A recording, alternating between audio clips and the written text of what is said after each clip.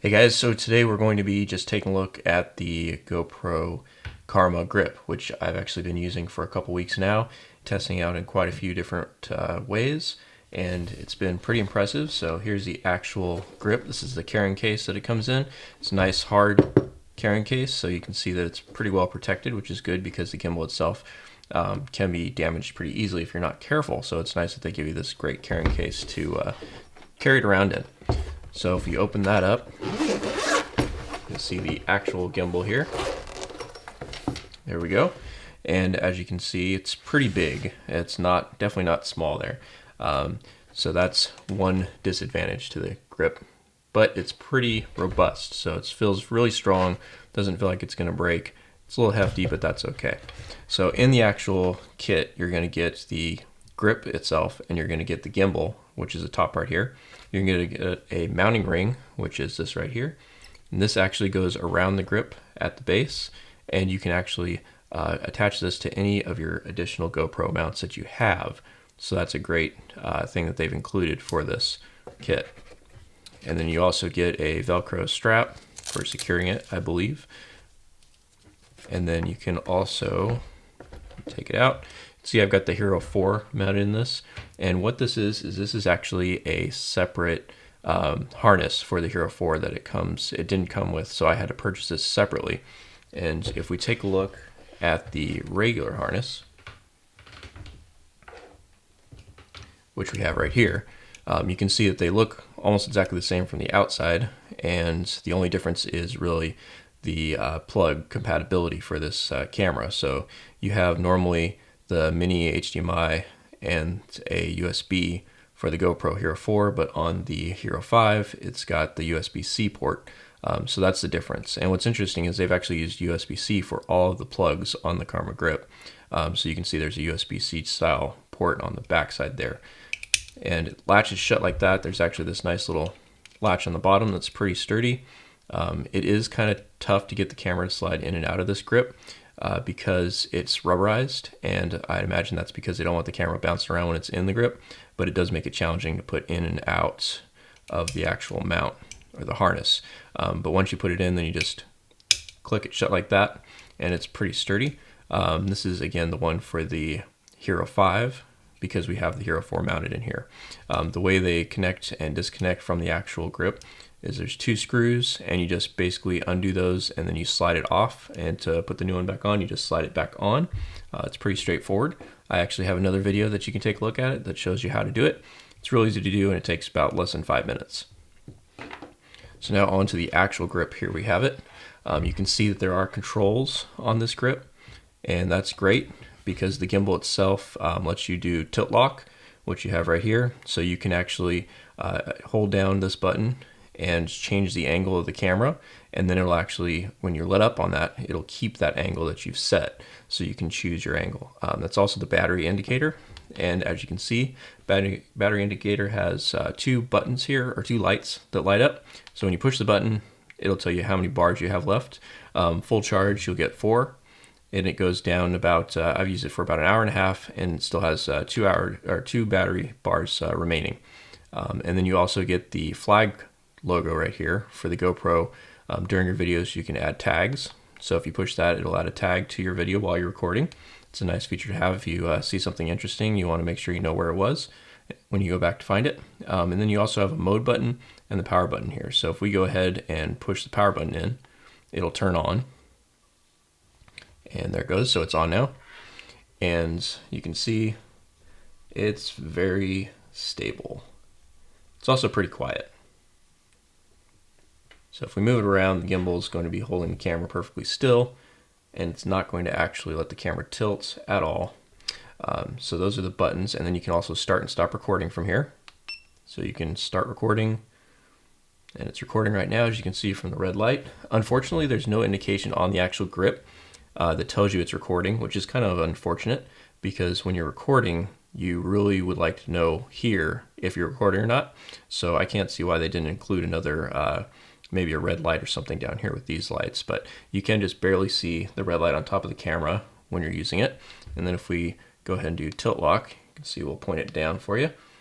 So now we're pointing straight down, and you can see the back of the camera is pretty well blocked off.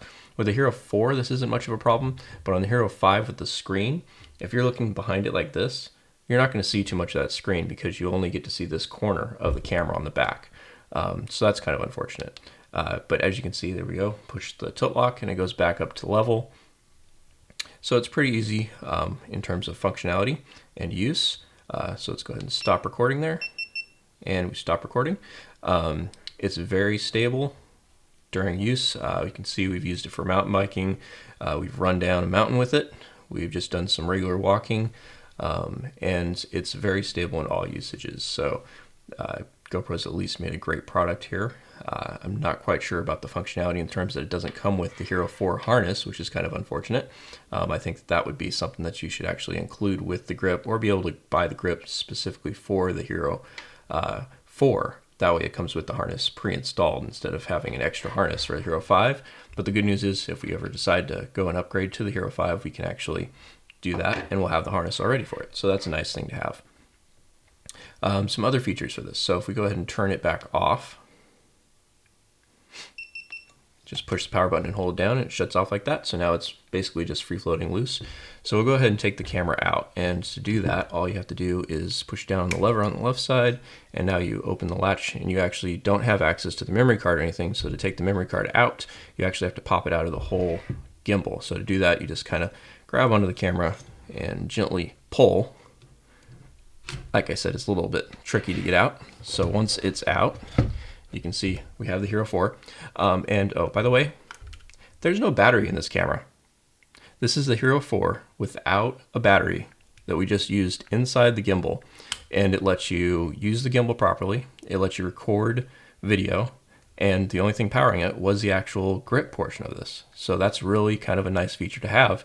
If you run out of batteries or you don't have any GoPro batteries with you or you forgot them, you can still use the camera. Here we go, the memory card on this side, and you can see it's the mini micro HDMI and then the USB port, whereas the USB-C is what's on the new camera. And then there's also no battery door on this one, so you don't have to take the door off. You can just leave the cap off on this camera.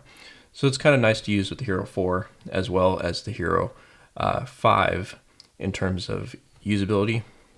Battery door doesn't come off really. Side door, it's already gone. You never actually have to put that back on. I usually just leave mine off because it's not really necessary to have. But with the Hero 5, you actually have to take that on and off when you want to use it with the gimbal. So now back to the actual gimbal. As you can see, here it is. So those two screws that hold the mounting are on the back side here. You can see them right there. And so you just undo those two, and then the whole harness actually just slides right off of there.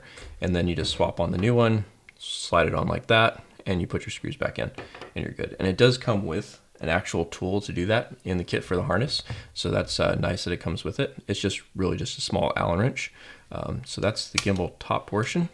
And this is the exact same one that they have on the Karma drone. So it's the exact same piece. So if you have the drone, you could buy the grip separately and then you'd have the Karma grip all together. So to remove the actual grip from the gimbal portion, you just have to go on the back side here. You can see it says lock or unlock. So we just have to twist this around to unlock. And then the actual gimbal portion slides up nice and easy. And so that is actually your separate gimbal right there. That is what's doing all the work for you. There's the 3 motors in there. And that's the portion that's doing all the smart work. Again, we have on the bottom here a USB-C port. They've continued to use that on everything.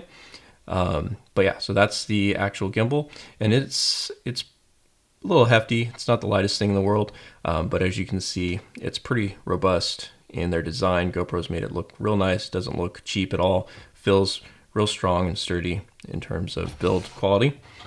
Now if we go to the grip, you can see the grip here. It's got the GoPro logo on it. Again, we have the battery indicators, which will tell you how much charge is in the actual grip. And then we have the locking portion on the top. You can see that's where the actual gimbal goes into the grip, and it's kind of designed to fit only one direction, so you can't plug it in the wrong way, which is nice. So that makes it easy to connect to your actual gimbal. It's mostly plastic, and then on the back side there's a little bit of a rubberized grip that's got a texture to it, so that's nice when you're holding it in your hand. It's pretty comfortable. Doesn't feel like it's too big.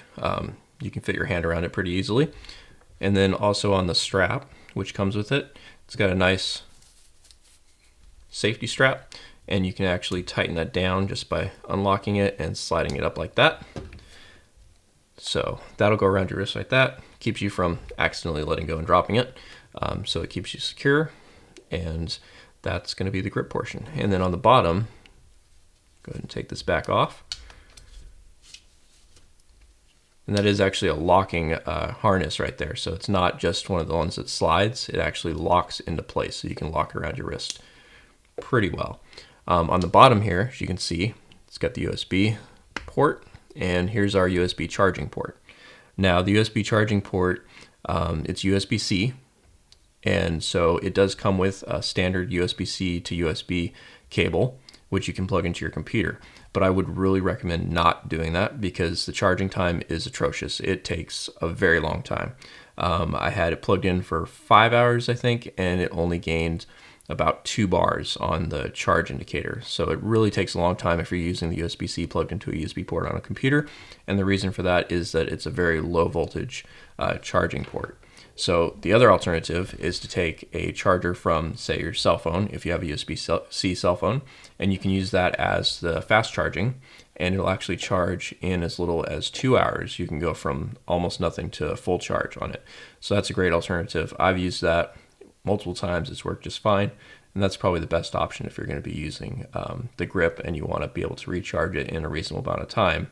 Instead of using the USB port on your computer, you can use that cell phone charger for USB-C. So that's just another great option. Otherwise, GoPro does have what they call a fast charger available. It's really just a power block, and the power block goes into the wall socket just like your regular cell phone charger, and it's supposed to be able to do the same thing your cell phone charger does and charge the actual grip in about 2 hours. So you can purchase that for $60, or you can save some money and just go with your regular cell phone charger.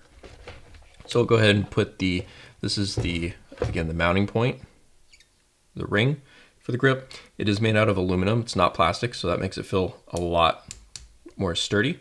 So that's nice. And all you have to do to mount this one goes around the gimbal, and then we go ahead and just tighten the latch for it. So now it's mounted, and then you just take your grip, make sure you have everything lined up properly in there. Slide it on like that, plug it in, and then you just take the latch and twist it around. So it's locked. Okay, so there it's locked on. And then if you need to adjust the alignment for this, you can twist it around and line it up just like that, and then lock it down. So ideally, if you were going to use this mount, you'd want to have it like this and have it lined up with the power info on the back, because that means that the grip is going to be pointing forward away from the mounting point, unless you're going to mount it pointed toward yourself and then you want to flip it around the other direction. So with that, I've actually used this with mountain bike and the chesty grip, and it works quite well. The footage is amazingly smooth, so we'll go ahead and show some of that right now. As you can see, there's not really any motion at all in the camera, even though this with the chesty mount, because it's so heavy, it bounces around quite a bit. But in the video, you can see there's no motion at all. It gives you silky smooth footage. And then also, if you're using it just handheld, when I'm running down the mountain, you can see that it's just really stable. There's a little bit more motion because of the up and down motion of your arm when you're running, but otherwise it's very stable and pretty well controlled. Now we compared that to the hand grip, the handler, and the chesty mount while skateboarding, and you can see it's pretty much the same thing. It's a lot more stable. You have the benefit of it's always pointing in the right direction when you're riding a skateboard, whereas with the chesty mount, it can turn off to the side, but with the grip, it's always going to be pointed forward the direction that you're traveling, as long as you keep it aligned that way. So that's going to be the best info I can provide for the Karma Grip right now. Again, it's a great option from GoPro in terms of video stabilization. It's really been impressive. One more thing I am going to touch on is if you do notice that your grip is actually going, say, a little bit crooked during use. I have noticed a couple times that it did that before I calibrated it. To calibrate the grip, you actually just have to have the camera in it, and then you're going to go to the back of it with it off, and you're going to hold down on the battery button for 10 seconds, and it's going to go into calibrate mode. And what you want to do with that is you want to have it sitting off the edge of a table, just like this, so that when it's free moving, it'll actually spin around and adjust and calibrate, and it'll do that for about 30 seconds. And when it's fully calibrated, it'll turn on all the way, and then the light indicator on the battery will go on, and you know that it's calibrated. And this will actually prevent the grip from going crooked when you're using it, because it was incorrectly calibrated before. Since I did that, I haven't had any problems with it going crooked, so that's how you can fix that if you do have that problem. I hope that this is a good intro to the GoPro Karma Grip so that everybody can get an idea of what it has and some of its features. If you have any questions, feel free to leave them down in the comments, and also make sure you subscribe to my channel. Thanks for watching.